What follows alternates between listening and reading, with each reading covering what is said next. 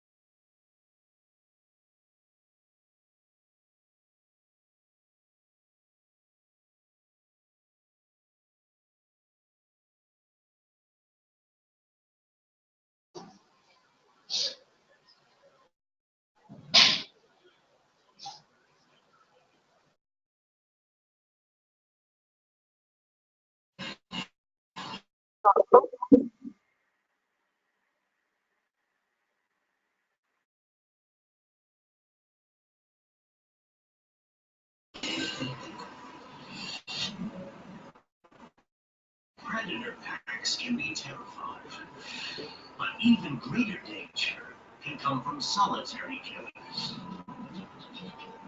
African leopards use their environment to the full.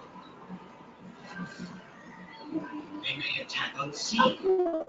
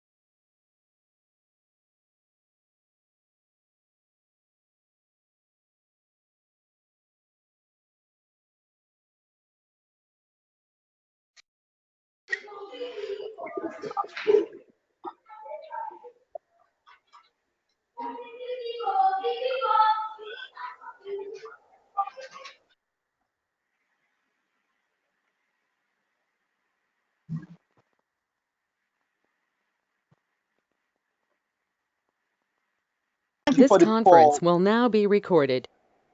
Thank you for the presentation. Okay, next slide, please. Basically, I'll be talking about the YALDA iBoot Camp in South Africa coming up next year. Next slide, please. Okay, introducing the iBoot Camp. Okay, generally speaking, the iBoot Camp is a platform which serves as a reminder that at YALDA basically, for those of us who are not so familiar with what we do and who we are, YALDA is a team of a group of young people, young inspiring people across the continent and the diaspora who sought to, improve and optimize youth capacity through training and several other initiatives to improve youth capacity across the continent generally. Now, every 2 years, YALDA organizes an iBoot camp whereby youth across the continent and diaspora come together to brainstorm on ideas and how to move the continent forward with innovative ideas. Now, the iBoot camp is where the I serves as a reminder that at YALDA, we are here to inspire youth to innovate and implement ideas that will have a positive impact on our beloved African continent.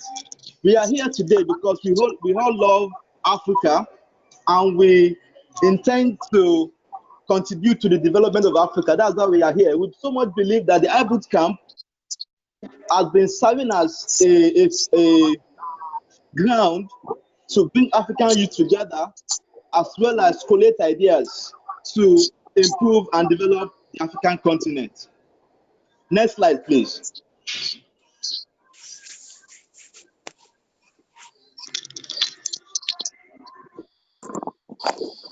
Next slide, please. Now, at the iBoot camp, we usually have more than 250 African youths across the continent and the diaspora gather to brainstorm on innovative ideas and get feedback from expert panelists on ways to better implement the ideas and seek potential investors, funders, partners, sponsors, across the continent as well. Next slide, please.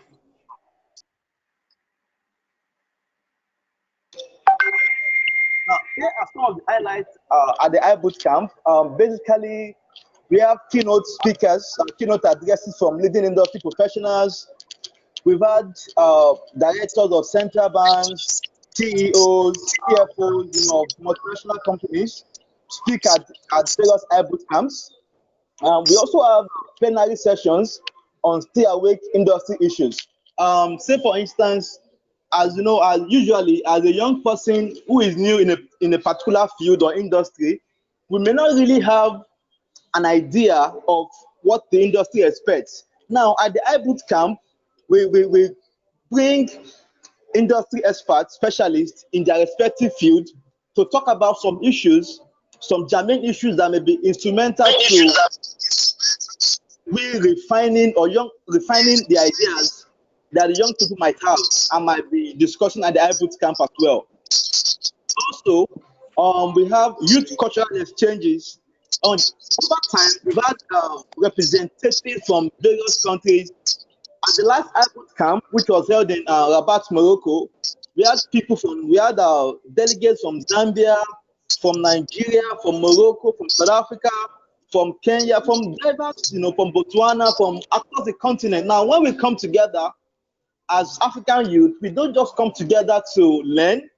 Definitely we do that, we learn as well. However, we also come together to interact and get to understand our respective culture better as well. One other highlight is the Idea Lab. Now, Idea Lab basically involves a one-on-one interaction between our expert panelists and the delegates, whereby the delegates get to discuss their ideas with the panelists, and the panelists give them feedback on what they should work on to make their ideas viable. We understand that as young people, young people are passionate about change, are passionate about African development. However, in a bid to ensure that one generates a good stream of income, or basically from those ideas, it may be essential or important that we look at viable ideas. Are those ideas economically viable? Can the young people or the owner of the idea, can the owner of the idea live off the idea in quotes now? Can the idea sustain itself in the long run? So these are some of the things that we look at the Idea Labs session. And then finally, we also have the idea competition. Now, the idea competition was initially towards funding ideas, young people's ideas at the hybrid camp. However, it's been restructured in such a way that it will constitute an investment in the idea, whereby our partners also come in to fund this idea to ensure that the idea is sustainable. You know, there have been instances where someone gets a grant, so to speak, to implement an idea, and because there is no incentive or reporting formalities in place, the winner of the grant tend not to continue with that idea. When this happens, it doesn't just change the grantor generally, it also affects the program itself. Because if the idea had been in place, it will also touch life. So here we are looking at how ideas can be sustainably financed through, you know, investment from our sponsors. Next slide, please.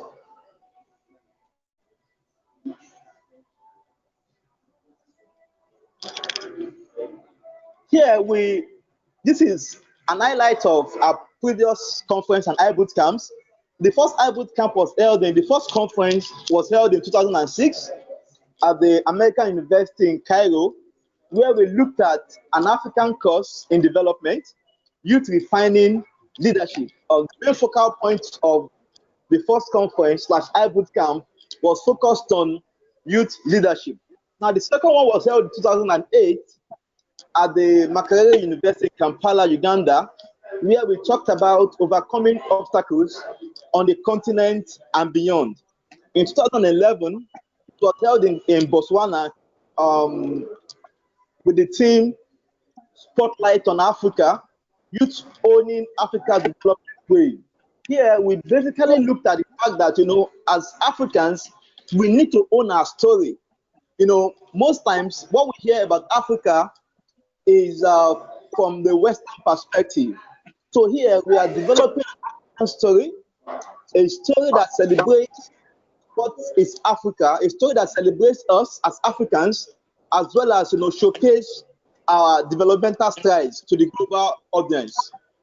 In 2012, held in Nigeria at the Lagos Business School, where we looked at innovation and creativity for a better Africa, implementing your dreams. And then in 2015, it was held in Nairobi, Kenya, at the United States International University, USIU, where we looked at what Africa needs now, youth creating jobs. We realized that, you know, over time, there have been increased number of youth unemployment. However, we as Africans must come up with solutions to our problems. We don't have to look to the West for fast solutions. We have techniques and open solutions that we could, you know, put in place to tackle some of Africa's germane problems. In 2016, it was held at the University of Cameroon, where we looked at fostering regional integration for a prosperous Africa, transforming youth potential to opportunity across borders. And then recently, last year, it was held at the Mohammed Sink University in Rabat, in Morocco, where we basically talked about Africa in the digital age, youth bridging physical integration to ICT. Now, here, basically, we looked at the fact that we are in a digital age, and then we need to connect across borders using technology. How can someone or a youth from Kenya, for instance, do business in Morocco without necessarily being in Morocco? How can a South African youth, you know, do business in Cameroon without necessarily being in Cameroon. So we looked at several other issues and how we could integrate the continent using digital technology. Next slide, please.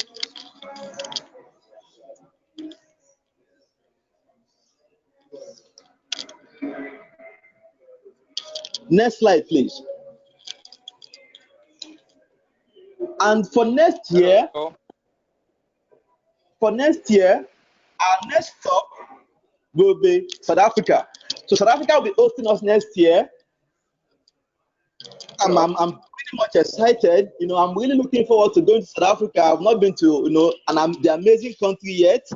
So I'm hopeful that, by this time next year, we will be talking about South Africa with so much, pleasure to visit the amazing country. At the iBoot camp next year, it will be a gathering of extraordinary youth, where we'll be mapping out youth inclusiveness, be drafting a couple of strategies on how we could implement the African Continental Free Trade Area as a youth organization, and as knowing full well that these this plan eventually boils down to affecting us as African youth. Now, secondly, we'll be looking at how we could promote cross-border youth opportunities in doing and implementing ideas on the continent using the African Free Trade Continental Area. Just like I said, we are looking at creating an integrated Africa, whereby an average youth from Lagos can move to South Africa, an average youth from Johannesburg can move to Nairobi, can do business in Nairobi without necessarily going through the administrative bottlenecks of securing a visa. And of course, we've also realized that the fact that traveling across African countries is expensive has in a way discouraged so many of us from venturing out and seeing the amazing places that exist around the continent. So we so much believe that with this in place, it will be easy to visit other African countries as well as do business anywhere on the continent of Africa. Also, we'll be looking at creating a platform which promotes matching investment in youth-run businesses across Africa. Say, for instance, we could reach out to potential investors across the continent, to get funds for our respective businesses. Say, for instance, there have been instances of investors clustering around a particular place. The reason being that they feel that their investment will be more secured in that particular location. So, using this framework or platform that is coming up through the African Union, we could reach out to them and ensure that we get equal investment across various parts of the continent. We'll also be looking at creating a platform for cross-fertilization of ideas. I have a wonderful idea in Lagos, Nigeria, and I realized that a similar idea is currently being implemented by another youth, say for instance in Mozambique. So I could reach out to the person to help in refining my idea. These are some of the things I'll be looking at the iBoot camp next year in South Africa. Next slide, please.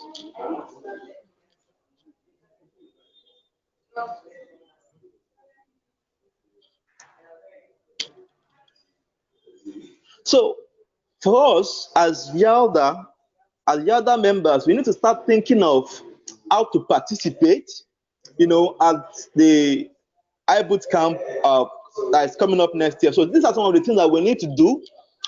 First and foremost, we need to develop a branch fundraising or sponsorship strategy for members and branch fundraising drive. We all know that to travel across Africa, currently it is expensive to do that. However, with the help of some of our partners, we've been able to get discounted flights in time past. Royal Air Maroc had been wonderful. They were helpful at the last iBoot camp. We're also looking forward to securing other partnership and sponsorship next year. However, as YALDA members, we need to start to make plans within to ensure that we get in-country sponsorship. There are a lot of companies who are willing to partner with us. So as branches, we only need to reach out to them and let them know the importance of the iBoot camp to us as African youth. And then the second thing we need to do is to catalog all the ideas of members at iBoot camp. Now, I understand that at our branch level, some of us might have wonderful ideas. It's high time we put them together, and start to refine them and put them in shape to ensure that once the iBoot camp competition is announced, we'll be in a better position to easily submit ideas for evaluation and then entering into the competition. We also need to begin to engage with national and regional high-level officials, in line with promoting the implementation agenda of the AFCFTA, in our respective member countries. At that date, about 24 countries have submitted the instrument. I'll list the countries later on, but we must understand that the AFCFTA is for us. It is actually an instrument that would, in the long run, benefit us as African youth.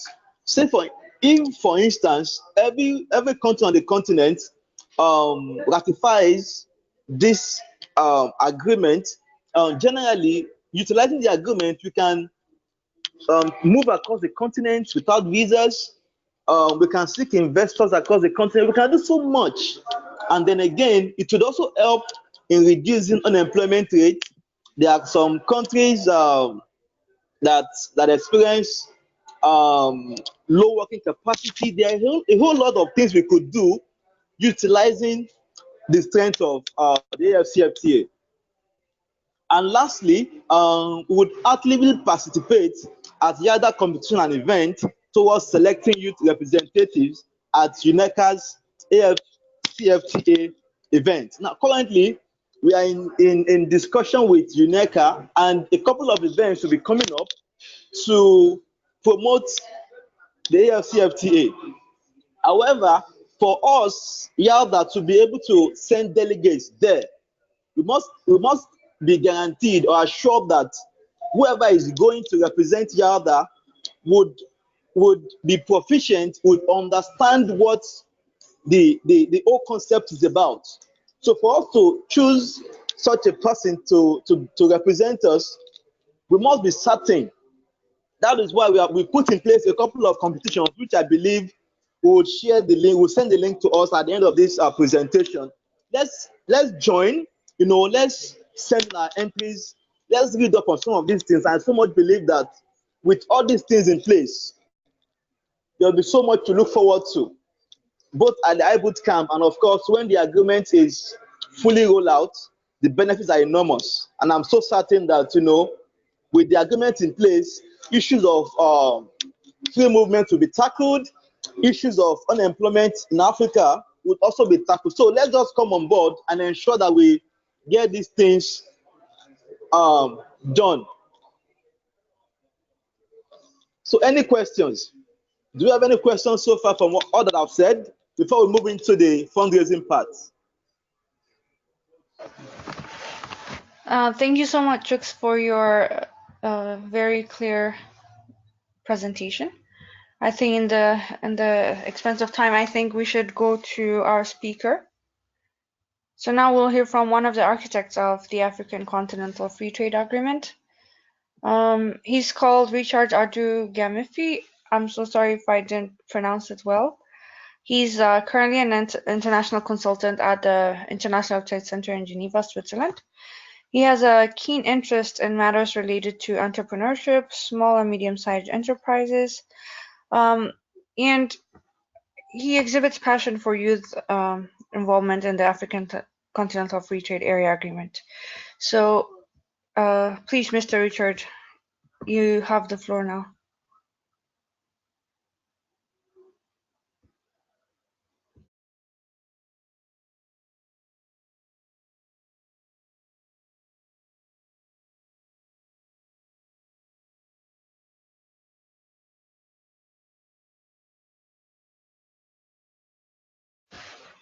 Mr. Richard, are you on?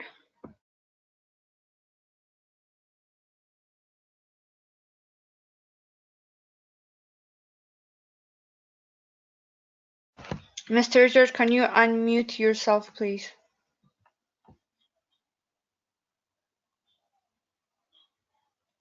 You'll have to unmute your microphone so that we can hear you.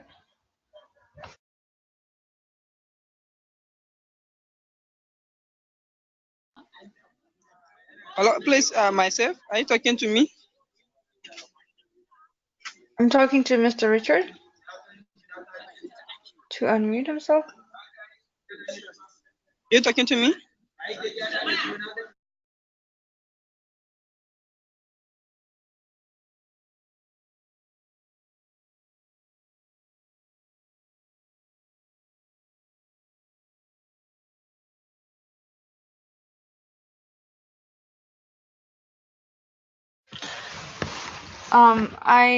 I don't know. We're facing technical difficulties. Mr. Richard, if you can hear us, can you please type into the chat box if you're having difficulties accessing your microphone?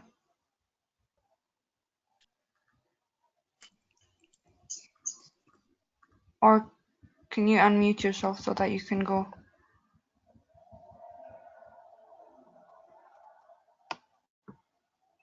Okay, can you hear me now? Oh, great. Yes, we Yeah, can hear you. I think yeah, wonderful. Okay, so yeah, once again, thanks for having me. And apologies for also being late. Like you saw, I had a little bit of difficulty with a connection, but it's fine now. Okay, so to go straight to the point, actually, at ITC, that is the International Trade Center, it has really been involved in the Africa Continental Free Trade Area. And currently, what we are doing now is to, first of all, be seriously involved in this so-called Africa Trade Observatory, which is to provide information for small businesses, I mean, small and or big businesses as well, to have this information intelligence so that they can trade across the continent, given the information which they have. That is one aspect of it. And the other aspect was also a business guide for the AFCFTA, which was also developed in connection with the Africa Union and also with other stakeholders. And this business guide is to provide more information also on how to do business in Africa concerning tariff and non-tariff barriers and so on and so forth. I cut it short this way. Yeah. Now, currently, we were looking to have a workshop in the upcoming AU summit in July. And this was to be more or less focused on the youth and women and how the youth and women could be more motivated to be part of the Africa Continental Free Trade Area. Unfortunately, this is not going to come on given time pressures, and it may come up sometime in the year or so.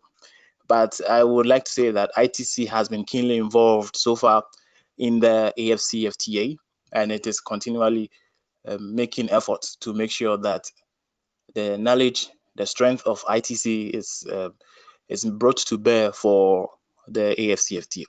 I think my colleague made a very good presentation, which I really do agree with him. And I would say that, of course, the AFCFTA, as he said, is for us, the youth. And we need to grab the opportunity which are presented so that in the end, we become the game changers. Of course, in Africa, as we know, there are many things which the youth can do when given the opportunity. That is, when we act also proactively from our side and take the bull by our horns, especially the fact that Africa is going to unite in itself from a gradual process. Can I go ahead? Yes, please. Hello? Please Okay, all right, go sure. ahead. All right, good.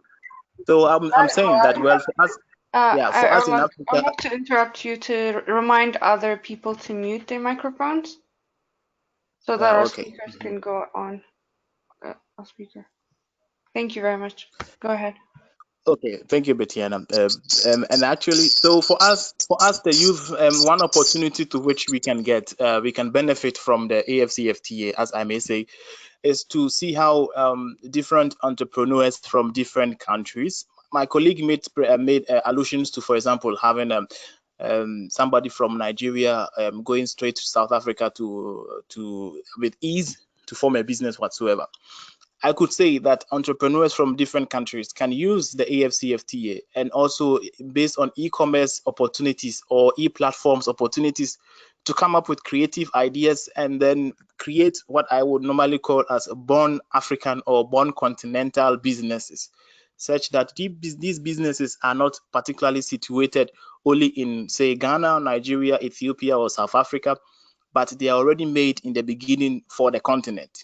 Say, for instance, Google itself began not as a company in a particular country, but rather Google became a born global.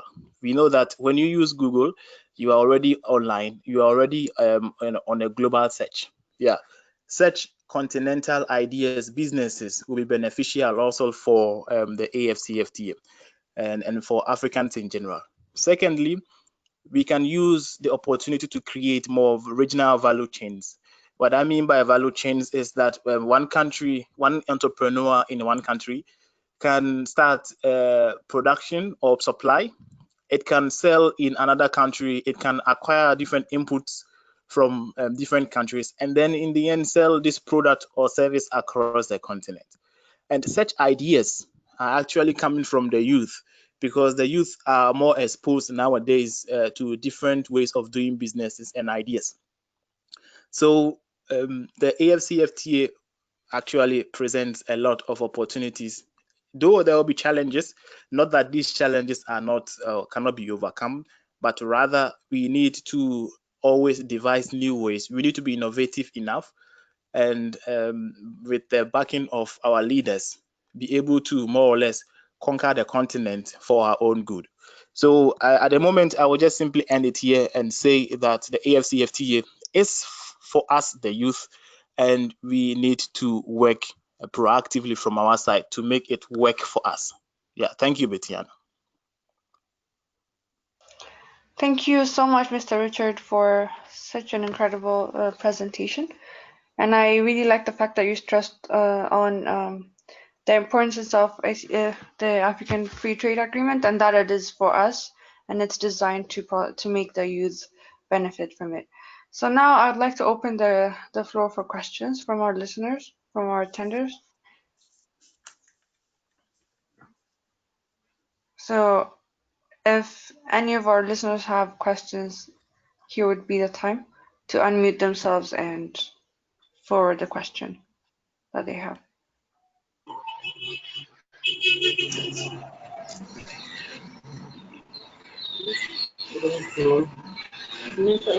I want to ask a question. My name is Martin.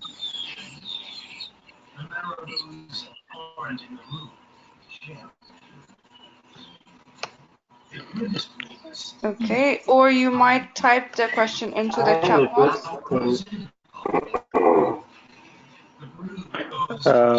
It's Boniso Lamini from South Africa. Can I please pose a question? Sure, Vero, go ahead. Okay. Thank you very much to the speaker and to the expert. I just wanted to know on the just matching and taking into note that next year we'll be having this kind of iBoot camp. And you spoke about the July African Union workshop, the Women and Youth Motivation workshop that it will be hosted. I just wanted to know what will be the objectives and the learning outcomes that are hoping or the organizers are wanting to achieve, taking into note that some of those points or other information can be useful that can be useful to the upcoming iBoot camp.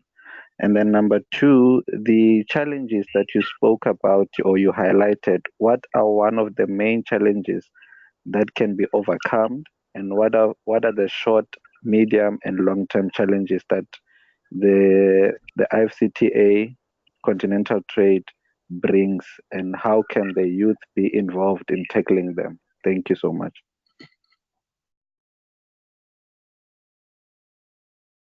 Thank you so much, Boyo, for the two important questions that you raised. You can put your name in the chat box if you guys have any other questions. But now I'll give the floor to Mr. Richard to respond to the question that was posed to him. But the rest of us Hello. can, yeah, go ahead. Hello. Hello? Yeah. Okay. I think I could talk about first the upcoming AU summit in July in Niamey, and the very reason why we came up with this idea to have a more or less a workshop for the youth and the women in particular was you realized that when this sensitization was of AFCFTA were ongoing, it was mainly to do with policy, working out with policymakers and and head of states or different high-level personalities in different countries, but the youth was more or less not always in the pipeline or in the limelight, so to say. So there was a need to more or less have this, given this platform where there are high-level delegations upcoming, to include an aspect so that this information can reach the youth. Yeah, the difficulty here was to have a full-blown youth representation. That was a difficulty. But at least if you were to do something like that at the AU summit, it may require quite a huge amount of resources. So the idea was to see how this information can be conveyed to the policymakers, and of course bringing a few other youth into this workshop so that they can be more or less like the multipliers and carry this information along with them wherever they are in their various countries or wherever they find themselves. Yeah, because when I actually personally talk to my colleagues, some of my African colleagues, it's more or less like they have no idea what this Africa Free Continental Free Trade Area is. Yeah, and these people are just my age mates. And I tell myself that if something ongoing on the continent is not within the reach of my peers, who should be channeling the change we need in Africa, then we really need to sensitize this. We really need to come up with this workshop to be able to sensitize the youth, so to say. So in the end, this summit or this workshop, which was proposed in the summit, was to have the youth as the main so to say recipient or the main target. Yeah, for one. For long and for medium and long term, of course, I would say that this is a plan which we all have to devise. I will not be able to give you. I can only give some of the points, but they will not be real at this point in time.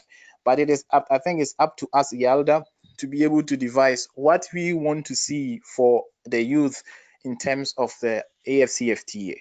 And maybe I may throw this to Britannia, that perhaps if this is not really thought about, then we could have a strategic thinking about how we want to place the youth in the medium, in the long term prospects when we talk about the AFCFTA. Hello.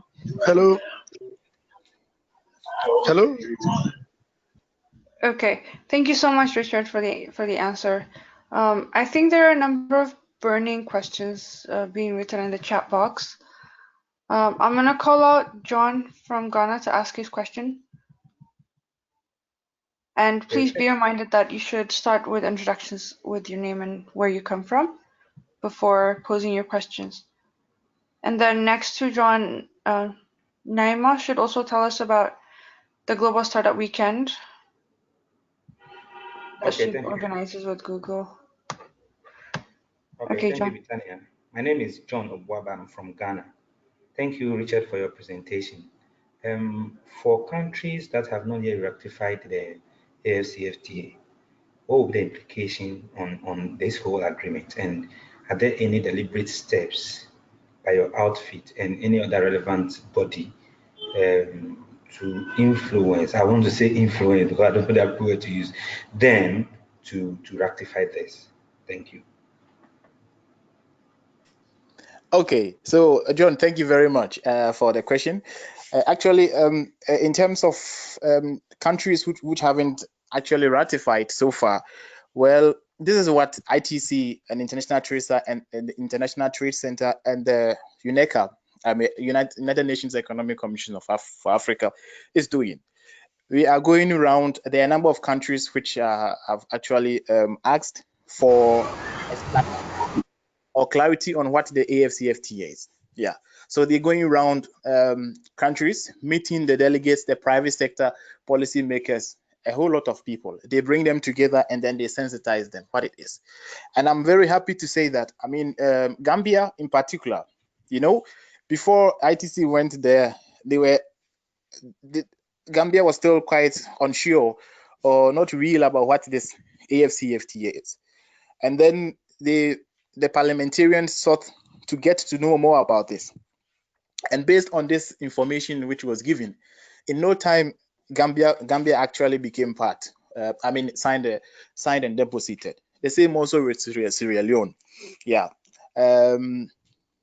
So this actually it's ongoing. So countries which are not part of the AFCFTA, these sensitization measures are ongoing so that they become fully aware of the benefits and of course the challenges and how to mitigate them all. Yeah, so this is how ITC and UNECA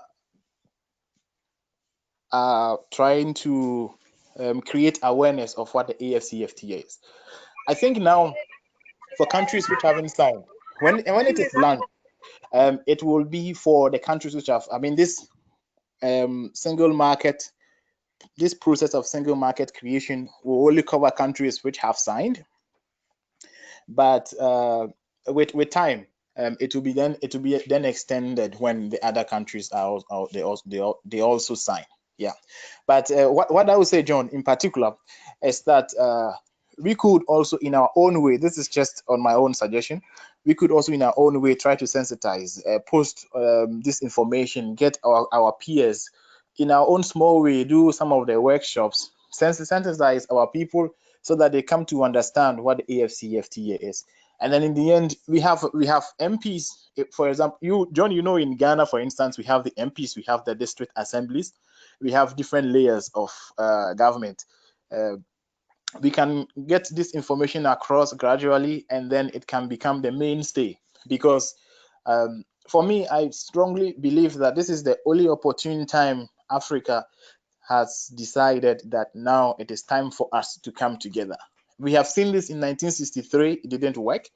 We have seen this sometime around in 2002, it didn't work. But at least for now, we have seen that as many as 50 African countries have come together.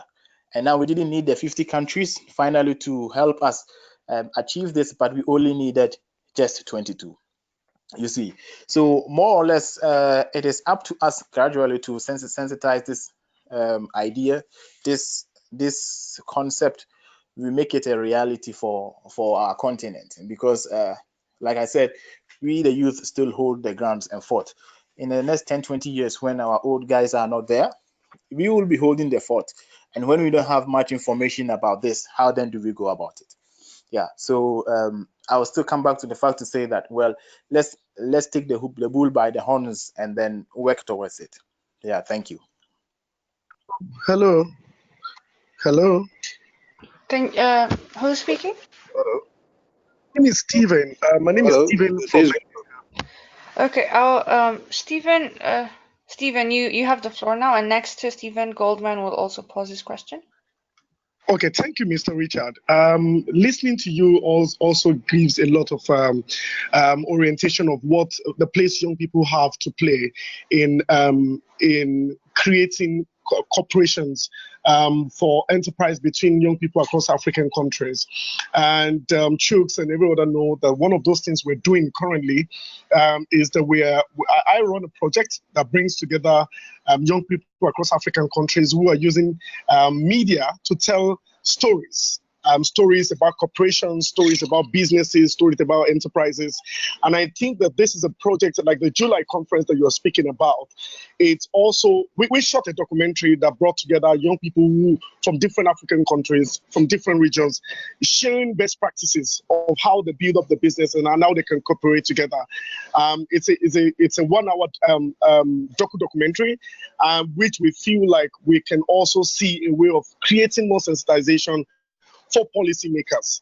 And I think that is something, is a documentary that we can also partner with your corporation to see how we can create more voices to policymakers and hear from young people, young emerging entrepreneurs, to see a way of creating that bond between them in doing cooperation between different regions. I think it's something worthwhile. Chooks knows, and quite a number of them know, the project we've been doing on doing more of African storytelling regarding cooperation and businesses for young people in Africa. So I think it's something that we'll love to partner with your corporation for the July conference. Maybe probably also show the documentary during the conference. Okay, yeah. Bitania, can I come in shortly? Yeah, of course, of course. Yeah, okay. Thank you very much, Stephen. I think on this, what we have to do, anyway, I also like the idea which you put across. This creating stories told, African stories told by Africans themselves, in a way, in this modern age where technology is driving almost everything. Okay, so what I would say is that we can trade, we can exchange emails. Yeah, and then we go further to discuss how to bring this in more into reality. There could be there could be many avenues, not just this upcoming summit, but rather also in look at places or look at new avenues where we can sell this information or this knowledge or this idea what you talk about. So let's do it like this, that we exchange emails and then we can go further. Okay, awesome. Well, networking session is also coming up. That's great. So I would like to give the floor to Naima, because she mentioned that she mentioned something about organizing global startup weekend sustainable solutions with Google, and she said that they will be in competition with over 53 countries in the world. So I would like her to speak a bit about that, if she's still on.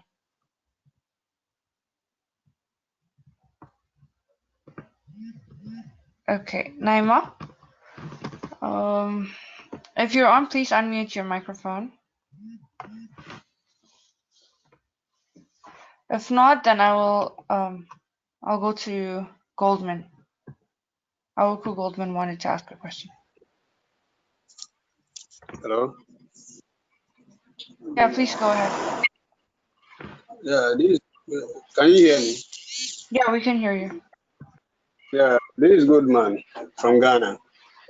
Actually, my question has to do with nice idea about the after, but the problem now has to do with how do we fund a lot of ideas that the youth will come out with in Africa. Funding has always been the issue. So my question is, what are we doing, not as YALDA, but as AU, as implementers of the African free trade as African free trade? What are they doing to bring in all the banks in Africa to make sure that whenever there is a youth entrepreneur with a good idea, they can push that idea and make sure that there is a funding aspect for it to make sure that at least to make sure that at least that particular idea is actual. Without that, other countries will come in. Goldman, if I capture your question correctly, you're asking what efforts are being taken to mobilize funding for young people that have good entrepreneurial ideas through the African Free Trade Agreement. Is that your question?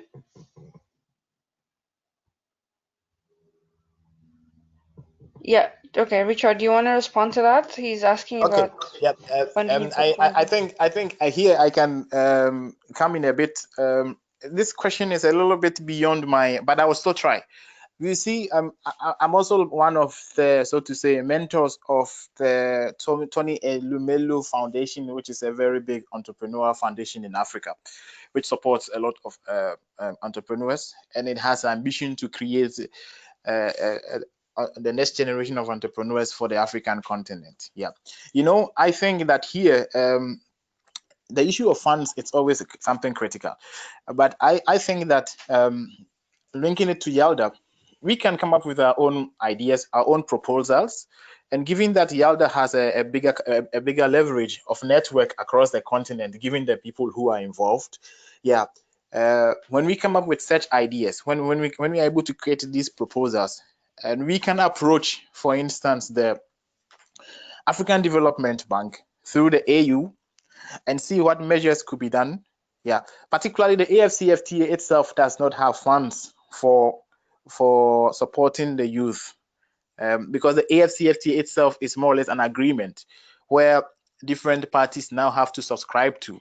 So when we are able to create very solid, strong proposals and present to these big institutions of creating businesses or supporting businesses that have a continental range or has a continental spectrum, then of course I think here we could be very much on the winning side to get some of the funds. Secondly, we do not necessarily have to be YALDA creating entrepreneurs. We could use, for example, this Tony Elumelu Foundation, which I talked about, which is already sponsoring entrepreneurs. Yeah, we could use such foundations to be able to create or to create entrepreneurs who already have vision to create businesses for the African continent. And then here we see how to connect with YALDA and at the same time connect with the AFCFTA.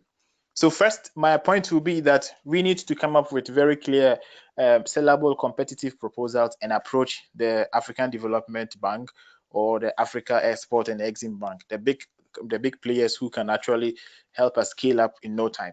Secondly, we can contact also entrepreneurship foundations on the continent which are already supporting entrepreneurs. Yeah, this way we can access funds easily.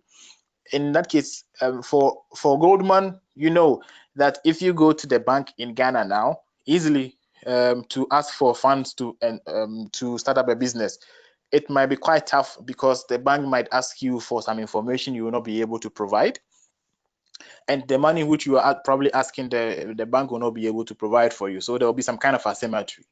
But when we come in from a more bigger perspective, I think the risk is a little bit the risk comes down a bit, and then from there I think we can approach in a way where we are able to access funds. So let's keep on.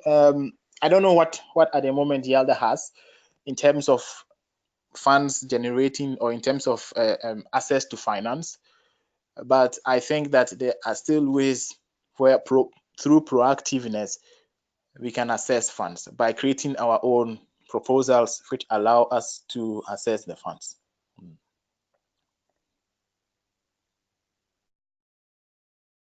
Thank you so much, Mr. Richards. There are a number of interesting questions that are coming up. A question, I read something about how safe it would be to work in different countries like Cameroon and South Africa with the rising xenophobia towards other foreigners.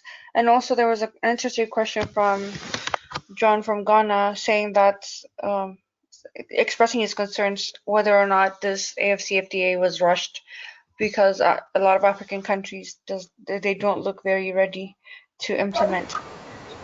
You may quickly respond on that.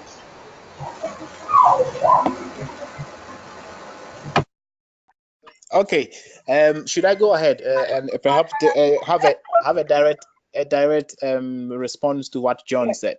I mean, John, actually, I would say that given our historical process of creating unity among Africans, I think that there should be a point where we have to start, whether we are ready or not. We really need to get the ground hitting. Otherwise, when we have to wait till every country is ready, then that will probably be I think 30 or 40, or probably we mix the agenda 2063 which we have on our mind. So for me, I would say that countries which are more or less not ready needs a lot of sensitization so that they become aware of it. Nigeria in particular, one would have expected that Nigeria already joined, because Abuja Treaty, Lagos Treaty, all these things were taking place in Nigeria. But for me, I strongly believe that a country like Nigeria, it's still a powerful force to reckon with when it joins the AFCFTA. It's really going to move the AFCFTA very high, in a very strong way. Perhaps in the beginning, the short term, there will be a lot of challenges. This is for sure, because we've never done this before, and we are playing it out. But when we get our foot on the ground, and then we move, most definitely there will be the obstacles, the barriers.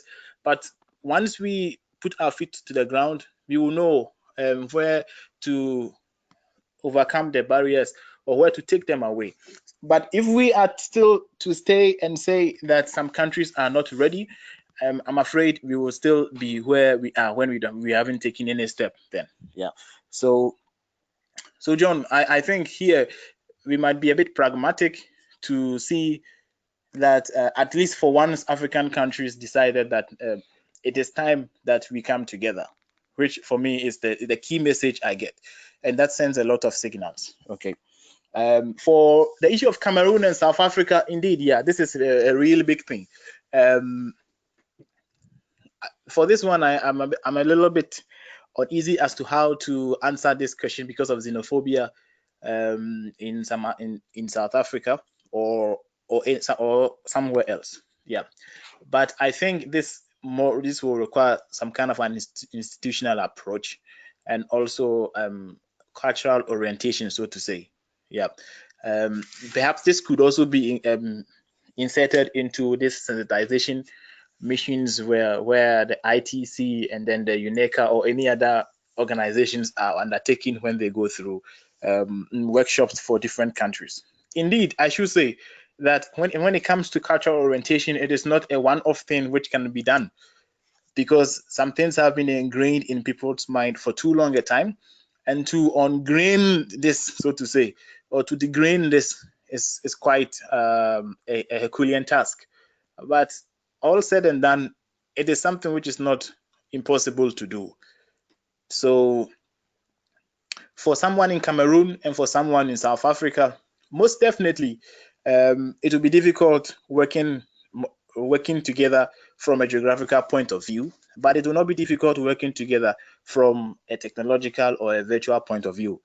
You get my point? That is to say, when we are using the internet, then of course we, in one way or the other, are able to work together without xenophobia. Thank you so much, Mr. Richard. That was very rich and comprehensive. If there are no burning questions, I'll just give the floor to one last question. If there are no absolutely burning and important questions, then we'll have to move on, because we have one presentation given by our West African Regional Associate of YALDA. He'll be telling us about how to mobilize funds and basically fundraise for the next iBootcamp. So I would like to ask our listeners or attenders or our audience if they have burning questions. Okay, but Bitania, let me ask one question myself to Chooks, who actually made the presentation. Chooks, are you there?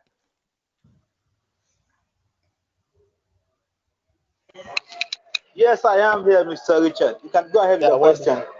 Yeah, okay. So, I mean, the question I really wanted to ask you is, what would be your key message? Because this also interests me a lot, what you presented. So, what would be your key message to which you would like to give to the youth, particularly with regards to the AFCFTA? Thank you so much, Mr. Richard, for the question. I would say that as African youth, we are actually ready to implement the AFCFTA, in as much as we understand very well that is actually for us, because looking at the action points and everything that encompasses the whole concept, talking about reduction in unemployment rate, free movement across the continent, these things actually affect us as African youth, and we believe so much that we are here to implement the agreement in our own capacity as African youth. Okay, thank you very much, Chus. Thank you. And with that, Hello, Bitania. Yeah, who's speaking? Oh, sorry, you said one burning last question, and I really love to have Mr. Richard answer one last question, if you don't mind. Okay, you have like half a minute to express. Okay, Mr. Richard, Nango Maiwe, medical doctor and humanitarian worker presently in Yemen. The AFTA is a brilliant idea, but I'm worried about countries which have ratified or signed this AFCFTA, which are in either budding or already in full-blown conflict scenarios.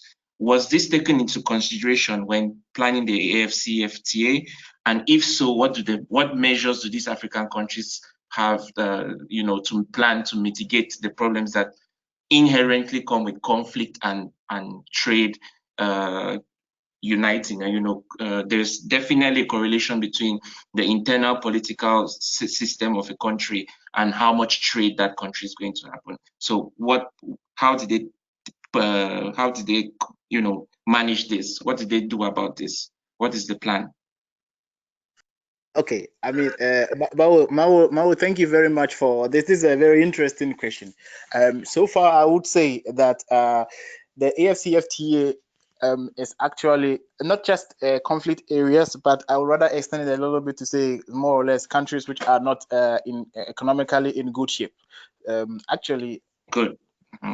Some countries are such that they stay on to quite a number of commodities, and these commodities are what is more or less those which are at the moment shaping the economic future of the country. So if you ask them to easily open their doors for as a single market so that their country can be dumped with different goods, I use the word dumping because that is more or less the economic term which is used. Now, what the AFCFTA is doing is that it is trying as much as possible to have those sensitive goods a bit differentiated from what I would say non-sensitive goods. That sensitive goods are those which are really very key core to the country's economy, and so they take a gradual procedure or a gradual step to be able to finally open up this commodity market for the particular country. The intention of the AFCFTA would have wished that all countries straight away make all their goods, their markets free, so that anybody can come into this country and then trade. But they realize that not all African countries are on the same level in terms of, on the economic ladder. And so it may be a very devastating, or it may crowd out some businesses in particular countries. And that is why they have taken steps to make sure that first at all, maybe like 90% of the goods in the country are open for trade. The remaining 10%, which will be like for sensitive products, will then be gradually with time open up so that it benefits the whole continent. Yeah, particularly the issue of conflict-prone areas is a bit dicey. In this particular aspect, in reality, haven't seen it being discussed at all. But the AFCFTA more or less was conceived in a framework where we have the notion that if Africa, whether it is in conflict or not, comes together, it will be beneficial. But this point which you have actually put across needs to be rechecked, and I can actually take this interesting issue up and see how ITC, for instance, and the United Nations Economic Commission for Africa are able to come up with this, how to integrate conflict-prone or what. And nowadays, there's not too much war-torn countries in Africa, thanks to more or less institutional measures, so to say. But we will see. So this, I'll take this up and see how we can address this also within the context of the AFCFTA. So thank you very much, Mao. Yeah. Thank you so much, Mr. Richard, for having spent a great session with us. I'm sure that everyone in the audience was very intrigued, and I'm sure we learned a lot about the free trade agreement from you. And thank you so much for answering the questions posed by our young participants as well. It was very insightful and very well compromised. Thank you so much. Thank you for Yeah. giving us this time out of your busy schedule on a weekend, on a Saturday afternoon here in Geneva. Thank you very much, also, Britannia. I may probably ask to take a leave a bit because I have to also attend immediately some urgent meetings on a busy Saturday. Oh, So, okay. But in any case, the next time I'll be following closely the what comes after this one, after this meeting, and then Okay. the next meeting I'll be around. I'm in full time. Yeah. Perfect. Thank you so much. You could be You're welcome, excused. sir. Now, for our participants, I would like to announce that we're going to have a short fundraising training given by Mr. John Abuba from Ghana. He's our West African Regional Associate for the Youth Alliance for Leadership and Development in Africa. So, John, you have the floor for the next 20 minutes, and we'll be done. Thank you, Britannia, for introducing me. I am very happy that we are very interested in this whole agenda, and for those who are participating in this web conference, I want to say thank you for joining in, and also thanks for my earlier presenters. Guys, I think we all have to be in South Africa next year because Mr. Dujemfi has set the pace for us, and discussing this trade agreement in Africa is something that we the youth must own and help in the implementation. So the question is, how are we all getting to South Africa? And I know that every one of us wants to be in South Africa next year. So the question, how are we getting to South Africa? I will lead a conversation shortly on how we can generate funds, mobilize resources to get us all to South Africa next year. So basically, this is what my presentation should be about. Next slide, please. So first of all, what is fundraising? Fundraising is a process that seeks to gather or mobilize resources, both financial and non-financial, for a cause. So three things there, three keywords there. It's a process. So it means that you cannot just do fundraising once and you are done. No, it's a process. It's a systematic process that you need to organize it and work towards it. Then you would have to mobilize resources, both financial and non-financial. So it boils down to the fact that you must know the reason, the purpose for which you want to mobilize the resources, which is your course of action. Then you can be able to know that I need financial resources for this particular activity or this particular cause, or a non-financial resource for this particular cause. So for iBootcamp 2020 in South Africa, some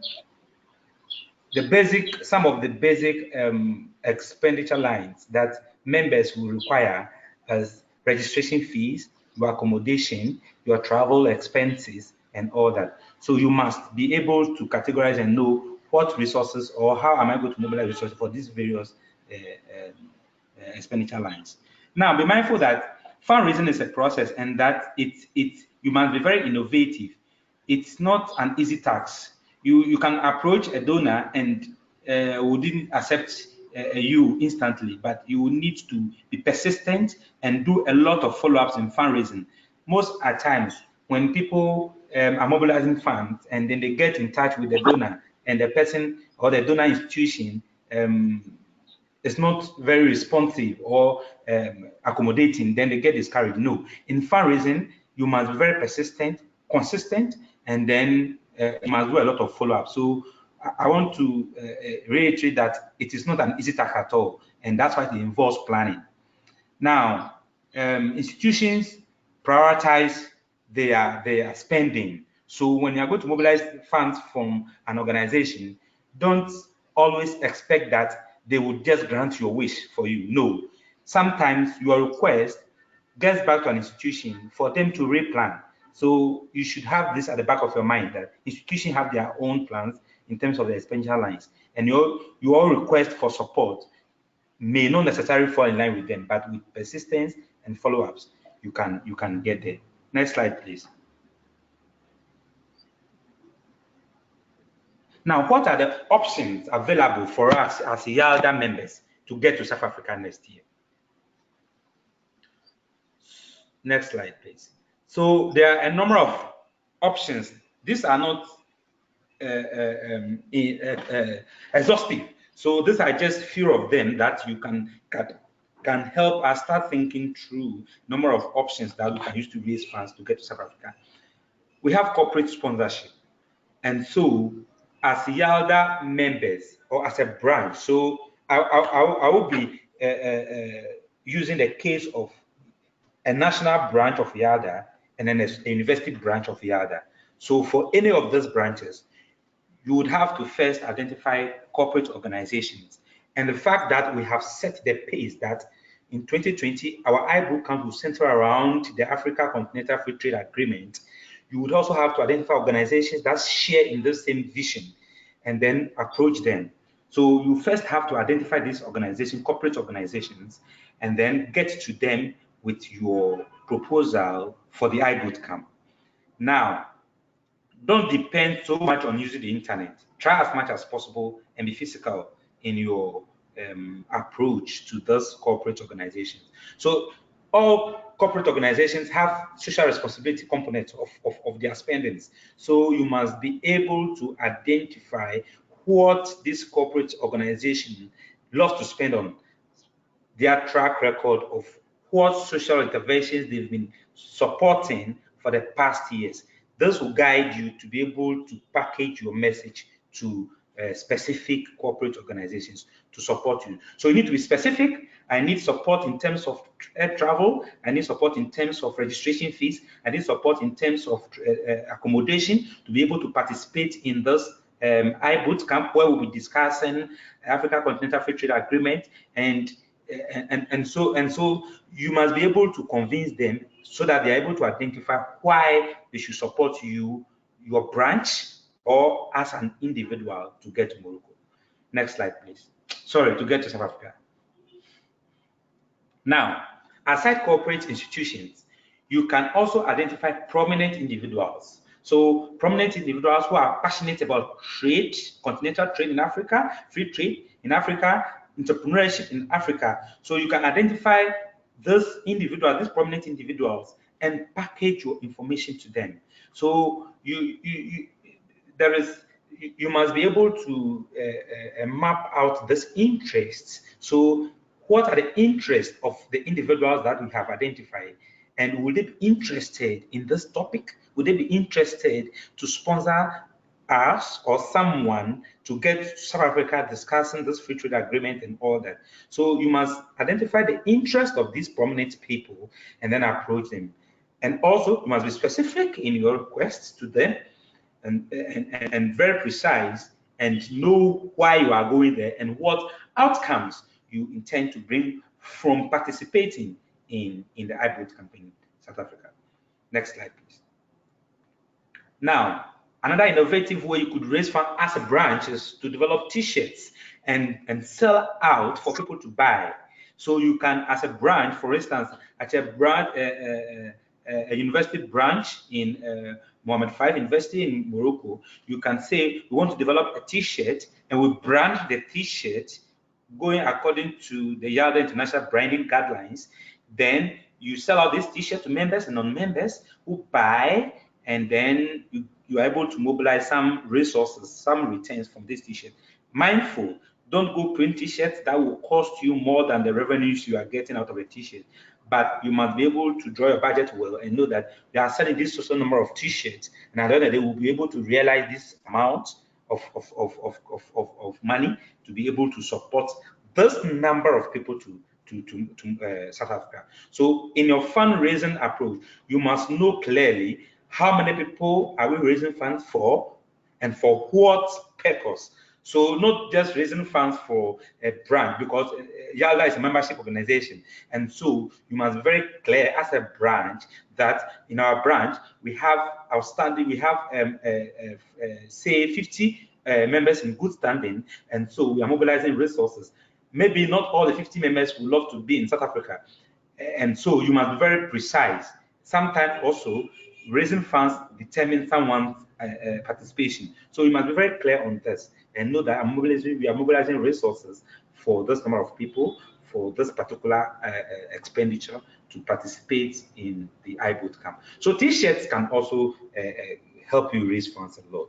Now, in branding a T-shirt, it must be innovative and extraordinary, not just printing a T-shirt for T-shirt's sake, but there should be a message, and people should see the interest why they are buying this particular T-shirt. So you could also use, you can find innovative themes, innovative messages of the current situation in your university or in your country, and use this to develop your T-shirts. Thank you.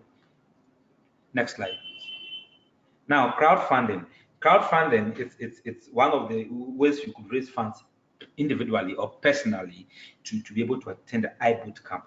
And in crowdfunding, because it's internet-based, you must be able to clearly define your purpose, and you must be clear so that, because you don't have a personal interaction with people, anybody at all can see you online and donate to you. So your message must be very clear, your goal must be very precise.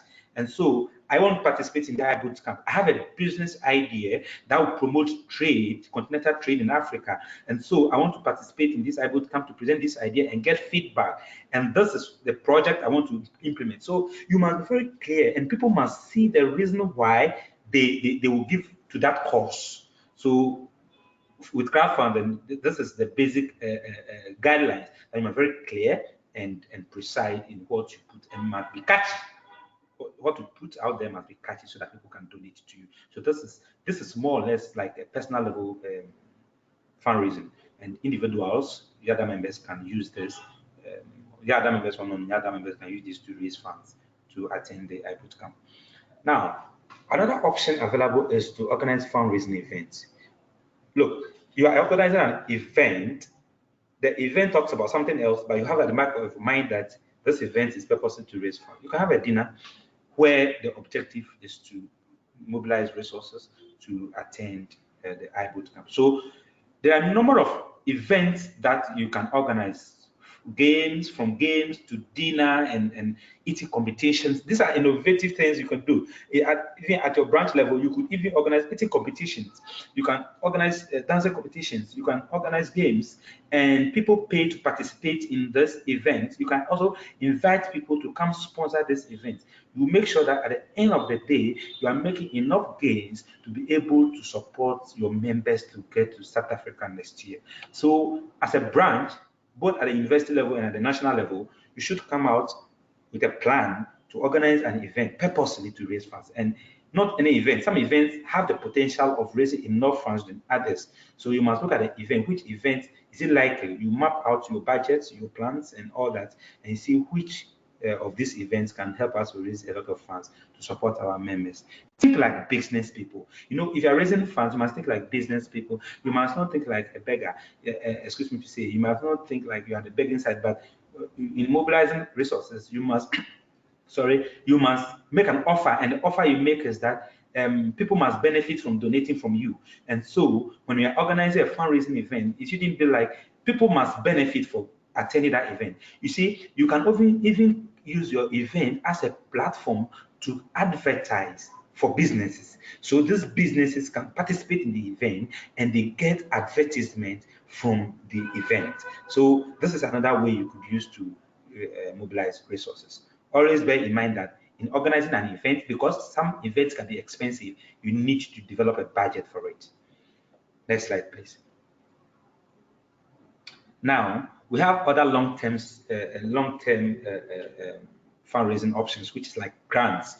writing grants to organizations. There are some philanthropic organizations and donors who would want to support young people to acquire knowledge, young people to showcase their business ideas, and so you could apply to those organizations. But bear in mind, some of these organizations, some of these grants have strict guidelines governing them and criteria and all that. That's why I term it as a long-term option. But this can also work if you are fortunate and you meet the timelines. It can work greatly. So a lot of meat doesn't spoil a soup, an African adage.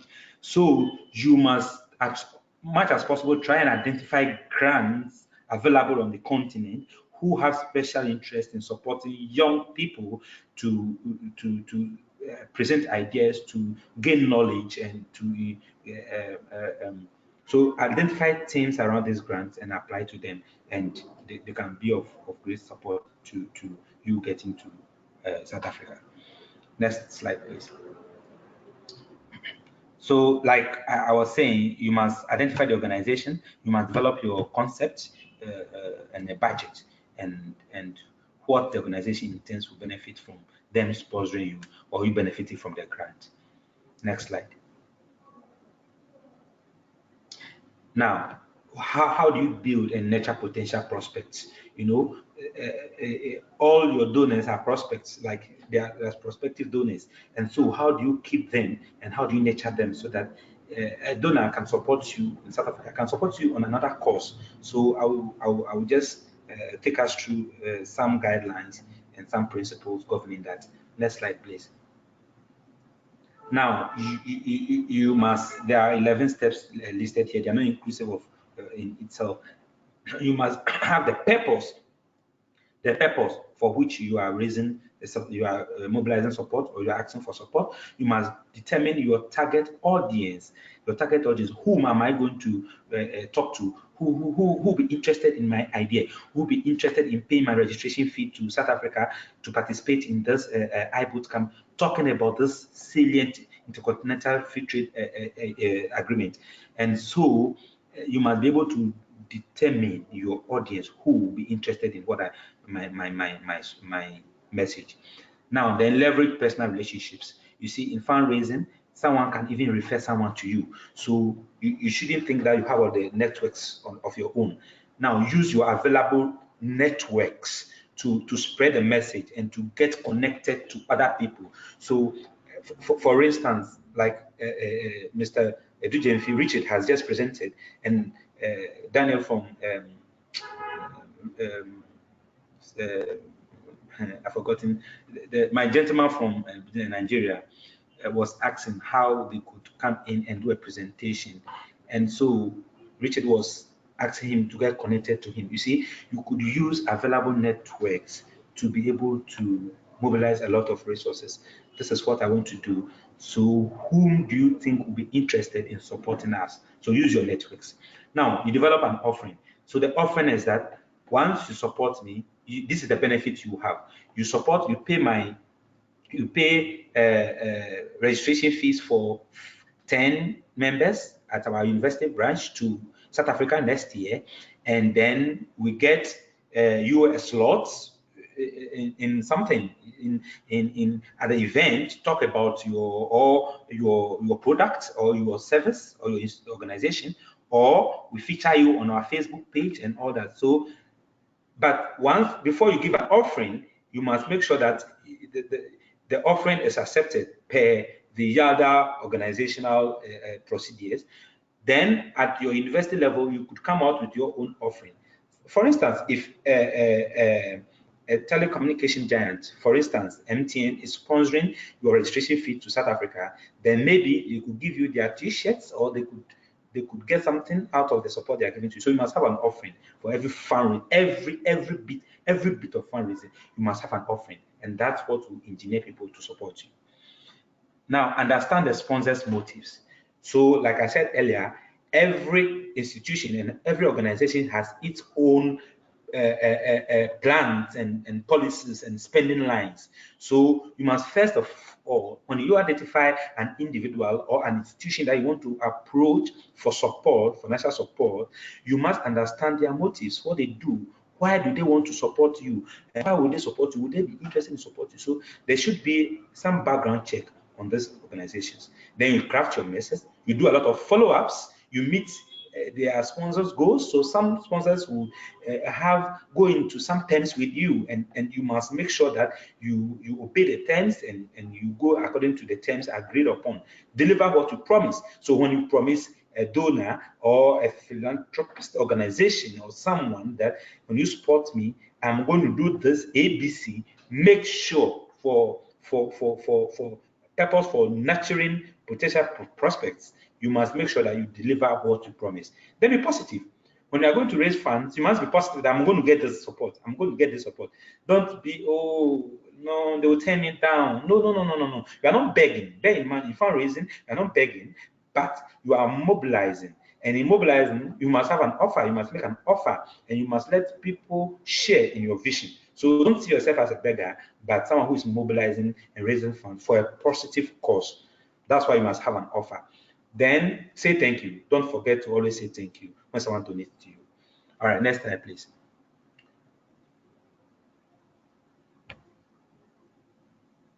So I've already explained what the purpose is, so I wouldn't go so much detail here. So we can move to the other slides. So all the points I have enumerated have been explained into details here, but for the purposes of time, we could skip these details.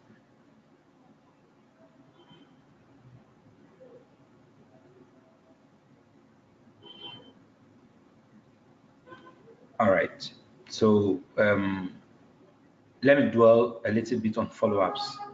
Most often than not, after making initial contact with an institution or an individual to support you, they may not seem very responsive, but you can get their contact and their emails and do follow-ups. When someone turns you down, you can ask the person to refer you to another organization. So for instance, if you approach a corporate institution or an individual to support you, say, oh, we can't support you, oh, we've spent already, oh, our plans have already, we have already executed our plans in terms of sponsorships. Okay, fine. So do you need any organization or an individual who is interested in this, who can support me? Then you use that. A lot of people will give you other referrals that you can follow up, and it will yield results for you. Next slide, please.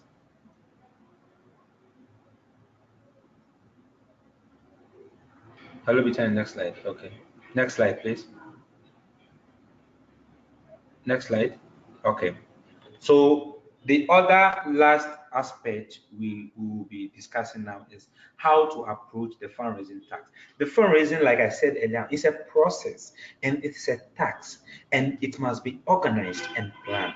In fundraising, you need to plan, you need to organize, and you need to put systems in place. Now, it's a tax, so you need to approach it a particular way. So here are some few guidelines I will share with you. Next slide, please. Now, identify the purpose of the support. Nobody should go raising funds without a purpose. You must be very specific, concise. I want travel fees. I want you to support my travel expenses to the iBoot camp. I want you to support my visa fees. I want you to support my registration fees, my feeding and my accommodation. I want you to support my ground transportation when I get to South Africa, and maybe pocket money to be on you. Bear in mind that items required to make great presentations of an idea at an event. So you have an idea you're going to present at the event, and you may need some items to be able to do your presentations. Fine, you can ask for the support. So you are very concise, simple, and specific in what you are requesting for each organization or an individual. And before you present a specific support or purpose for the support, you must understand the organization's background and what they are interested in and what they would like to support, so that you don't spend so much time and resources on mobilizing the resource itself. Otherwise, you spend the little you have on fundraising and you will not get any outcome of it. Next slide, please.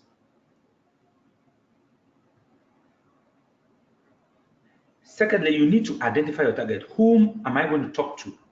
Who will be interested in my idea, like I've explained earlier on? So this is just to reiterate that A point I want to highlight here is that one can approach an organization and a body, an international organization, and that are interested in trade, entrepreneurship, youth development. So you must use those things around your fundraising and resource mobilization. So don't be so generic, don't be so open, don't be so general, but be very specific, having in mind what we are going to do, the topic we'll be discussing, and then the kind of people who will be going, young people, and going to meet and have a learning space to discuss and to nurture their entrepreneurial ideas. So be very specific on this to the donors and then the individuals you want them to support you. Next slide, please.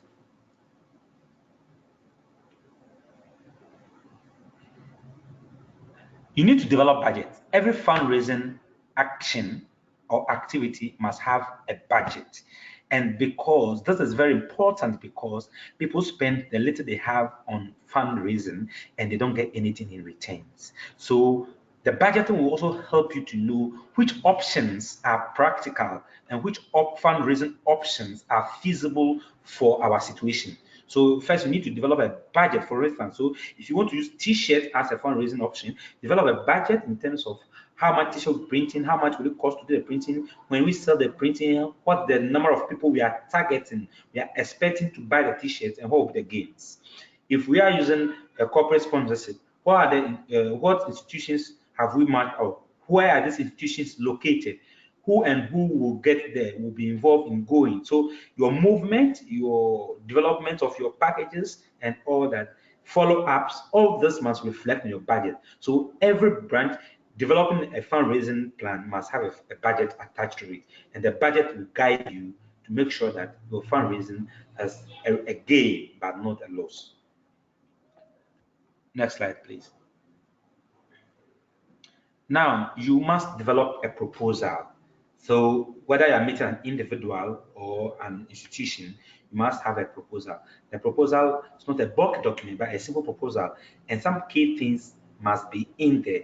You must talk about the outcomes. And so for branches who don't have more detailed information about the bootcamp that they can feature in their proposal documents, can contact with the regional associate, or your country head or your branch executive can contact the regional associate directly, and we can support you with more details on how to present the bootcamp for international consumption or for the public consumption, so that we make sure salient information is really captured in your proposal, and then the information we send out to people must be consistent.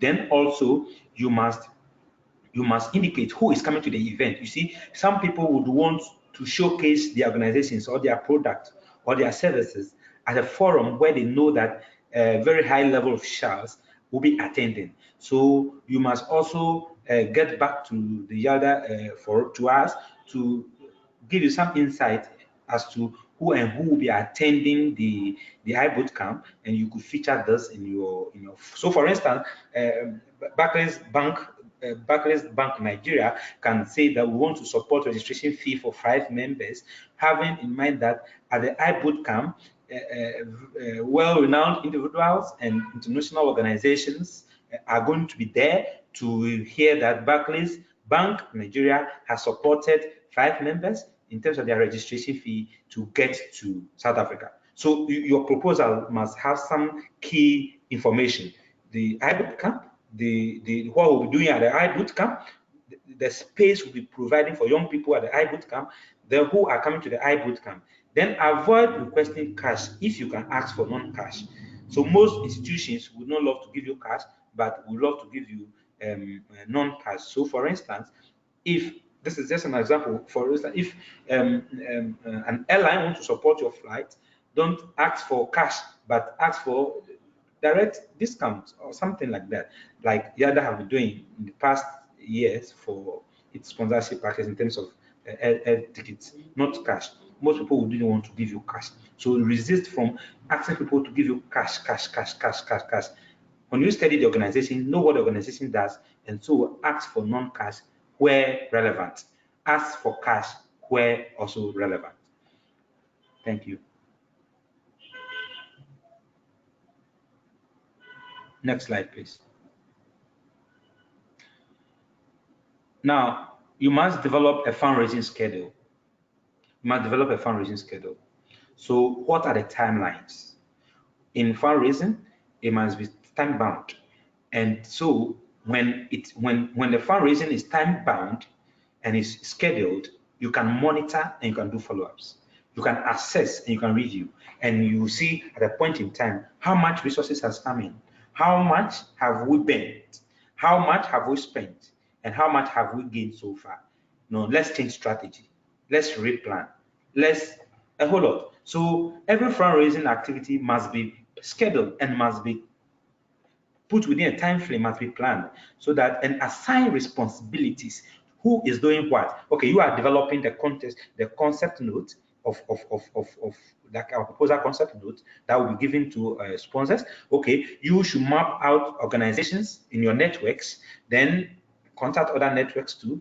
Then you should develop the budget for the fundraising tax. You should do this. So try as much as possible and have a fundraising team, develop a plan and a schedule, so that at a point you can review and see if you are making progress.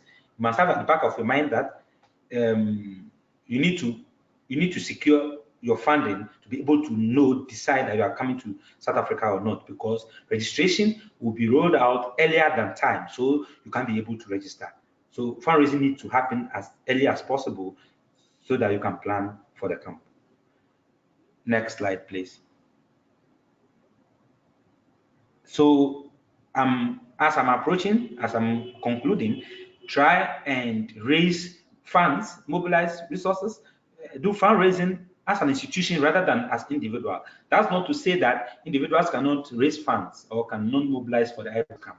You know, individuals will have their own reasons and interests to get to South Africa next year. In as much as possible, individuals should try and raise funds at their individual and personal level using all this that we have discussed, all the strategies, all these tips. Try as a branch and do the fundraising at institutional level. There are some institutions that would prefer donating to institutions than individuals because of accountability issues and how to receive the money. So bear in mind, when your institution donates resources for you, and you are able to attend the camp, when you come back, please develop a report and a financial report and send to the donor, so the donor to know whether it's a donor, whether it's an individual. Promise them, I am developing, after you donate to us, we'll go to the IPOD camp and we'll come back, we'll give you an expenditure report of how we made use of the resources that you have donated to us. Even you can go further, telling them, I will give you a report, aside all the offers you make, a report as to how the whole IPOD camp unfolded. This will help you nurture prospects for the future and future donations. There are some institutions who will help you to go to South Africa. When you come, they can help you to implement your branch activities or your country-wide activities. So be very strategic and think like a business people. Next slide, please. In conclusion, I have some few points here I want to reiterate and re-emphasize that every YALDA member should quickly develop his or her budget for South Africa IPOD Camp 2020. If you're a YALDA member, if you're not a YALDA member, and you want to be in South Africa next year, quickly, as much as possible, as early and as soon as possible, develop a budget for your IPOD camp. And it is the budget that will help you to do the fundraising. So at the branch level, all branches should try and collate this budget from their individual members and then summarize into a branch budget and use to do the branch level fundraising, whilst individuals are also doing their individual fundraising. Then start the fundraising activity adopting any of the strategies we have discussed about. That is not to say that there are a number of other innovative strategies that you can adopt in fundraising. What strategies work for one situation might not work for the other situation.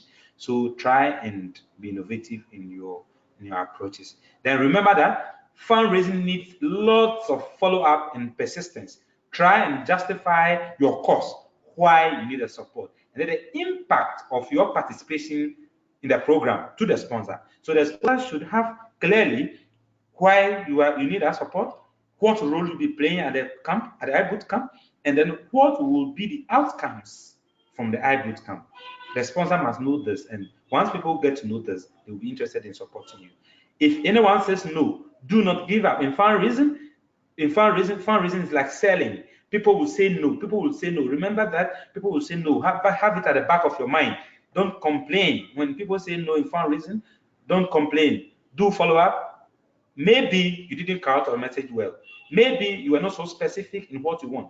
Maybe that's the wrong institution or wrong individual to target for that particular support. So when people say no, see it as a feedback and use that in reorganizing yourself to approach further, or ask them to refer you to other people, and then you keep expanding your network in fundraising. You may develop a business idea related to the theme of the event and use this in the fundraising. So you can develop a business idea around the Africa Continental Free Trade Agreement, a business plan, a business proposal, a business idea, or if you have an existing business idea around this theme, you could use that, you can repackage it and use it to support your fundraising idea. So guys, thank you very much for your time, and I'll be on the standby to help clarify or respond to your concerns. As I will also get the support from my team to respond to all your questions. Thank you very much. These are useful links. When you go through these links, you can listen to other fundraising tips and guidelines online. So you could use the links to also explore more ideas on fundraising. Thank you very much for your time. Thank you so much, John, for such a presentation. I'm sure that everyone who listened through has learned a lot, and I hope that you'll make the presentation available for the listeners, so that if they've missed some of your presentation, maybe they can catch up with the slides. So if there are any questions on the floor, then we can give the floor to the audience. But if not, I'll just summarize today's session. We started off with a presentation by Mr. Chooks, who spoke about the next iBoot camp that we're going to have. And then we followed up with Mr. Richard, who told us about the AFCFTA. And now we got trained about different fundraising trips from Mr. John. So I'm sure we have contacts of the people that are on and actively participated on this call. So the conversation will continue offline as well. We'll provide them with the links and points that were raised today, so that everyone can be caught up. Thank you so much, everyone, for taking part in this webinar. Britannia, we have some questions. We have some questions. We have some. Okay. Yeah, we want to. Yeah, can I? I'm Kamal. Can I come in? Yeah, sure. Please start with the introduction. Yeah, I'm Ibrahim Kamaldeen from Ghana, the Deputy Publicity and Communication Officer. That's a wonderful presentation done by Mr. John, the Ghana chapter president. First and foremost, as he's representing the Ghana chapter, and I was expecting him to be making references with examples coming from Ghana instead of using Rabat and Stambik, Nigeria, and the like. So you should champion our cause. That's the first thing my observation I want to raise. Number two, in the presentation, fundraising. One thing I've realized is governmental support. I've not heard him mention that, even though I lost a bit. I don't know if I missed that. But there's a governmental bit that I was in Kigali last year for Africa Youth Connect, and many of them who came there came on through the government sponsorship. So I want him to look there, and with the support we all have, we are all team members in Ghana. We'll look at that point and see how we approach the departments within our country, and see how we also try to raise something and come to South Africa, God willing, next year. Thank you very much. Okay, let me answer your questions. The first question, you have to understand this is an international webinar. We've got people from the US, UK, Botswana, Kenya, Ethiopia, Ghana, Nigeria. So Mr. John is using specific examples from all over the continent, so everybody is included. So he's not trying to exclude anybody by just mentioning a specific Ghana examples. So after this webinar, you are free to call Mr. John, given he's your head of YALDA Ghana and also head of the West Africa region, for you now to sit with him and develop your fundraising strategy or proposal related to Ghana as a country. So again, everybody, I stress that this is an international webinar and we are going to use examples from all over Africa and the world. To your second question, in the slides, there is a point about approaching government entities. This is very, very critical. We have stated in the slides that this is the Continental Free Trade Agreement. So in the slide that is in question, which I believe when you go back to your presentation that we're going to send to you, it is slide 33, I believe. So what we have said is that you can approach governmental NGOs, UN bodies, regional integration bodies, national investment promotion and trade agencies, and others who have a mission relative to the theme of the iBootcamp. And again, the one very important thing that I will reiterate, that you must reiterate in your presentations, is that the theme of the iBootcamp is around the Continental Free Trade Agreement.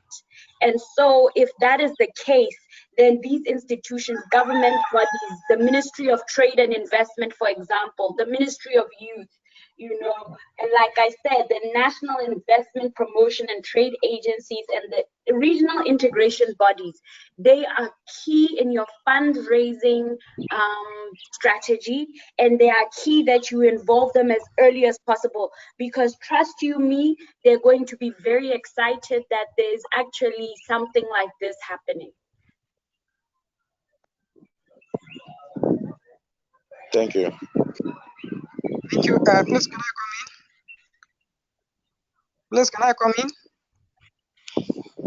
Yes. Please, can I come in? Hello, please, can I come in? Yes, please start with introducing yourself. I have a question. Yeah, go ahead. Go ahead. We're listening. The presenter has done well on the fundraising. So as a member, if I want to go to the boot camp, is there any support that I can get from YALDA Foundation for this? Yusha Abubakar from Nigeria.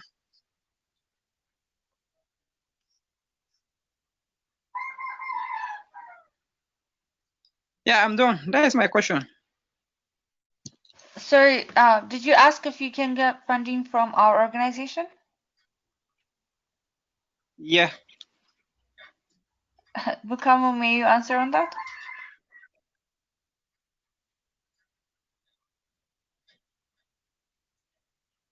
John or Bukamo may respond on that, but YALDA does not give funding to anybody. If we have sponsors from the organized events, we nominate. Perhaps if we get, for example, 10 free tickets with one of the deals with airlines, then we make sure that we give that to active members across our region, across Africa or abroad. But we don't give funding because it's a youth-led organization, a non-profit doesn't. Yeah. Okay. But John, if you would like to ask more, if you add more.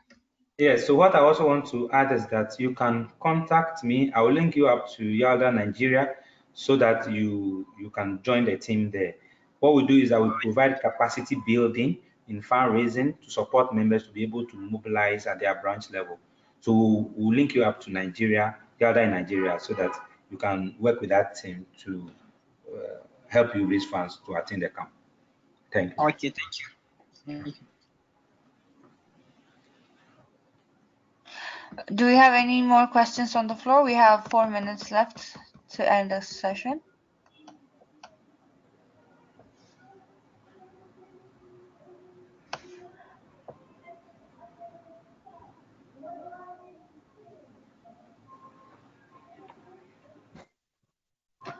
Okay. Given that I'm not getting any response. Please.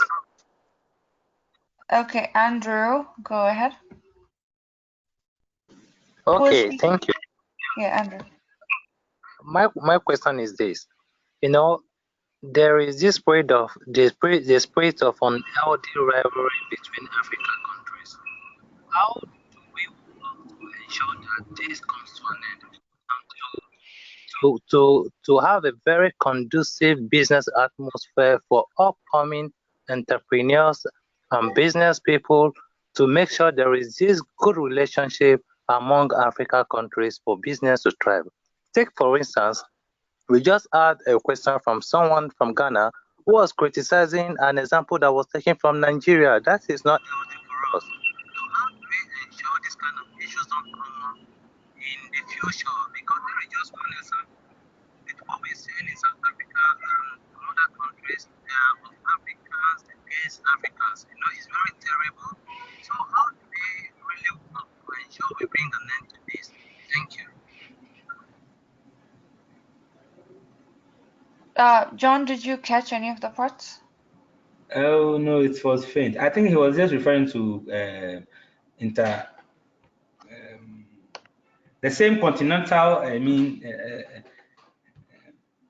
free trade that we're discussing earlier on. So I think it's a general question, but in the earlier presentation by Richard, he indicated that as part of their capacity building and awareness raising, they are factoring in all this in their works, so that countries understand and appreciate that we will need to think together, we will need to be borderless, and we will need to let the flow of ideas, businesses, and goods happen.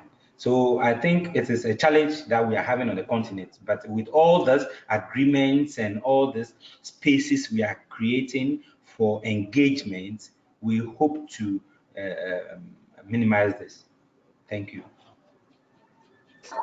Okay, thank you, sir. Copy. I have a question. Britannia. Okay, Cheng. My name is Cheng from Kenya, publicity chair for YALDA. The question I have received is that is it a necessity for you to be a YALDA member to attend the iBoot camp? That's a question I have received, and I'm going to answer it for the benefit of all listeners. You do not have to be a YALDA member to attend the iBoot camp. It's open. You can get in touch with the YALDA branches in your country, or you can write to us officially. Our addresses are up. You can write to us through social media, and you'll be able to receive information. But the most important thing is that you do not have to be a YALDA member to attend the iBoot camp as such. We have opened up the opportunity to other stakeholders also. So pretty much anyone is open and can attend the boot camp. Thank you. Thank you so much, Cheng, for that clarification. So I will wrap up the call as it is already 2 hours, and in the interest of time, I would like to send off our listeners to their activities. Thank you all for joining this call. We had a very insightful and knowledgeable experience in the past 2 hours, because we started from the explanations of the YALDA iBoot camp, where it was held before and where it's going next, which is South Africa next year. And we also talked about the African Free Trade Agreement by Mr. Richard from the International Trade Center. And then we went into how to fundraise to attend the iBoot camp by Mr. John from the West African region of YALDA. So thank you so much. We'll be sending you all the links and the slides that were presented today, so that everyone can catch up and you can pass it on to your network as well. So till our next webinar, stay safe, stay well. We'll see you next month.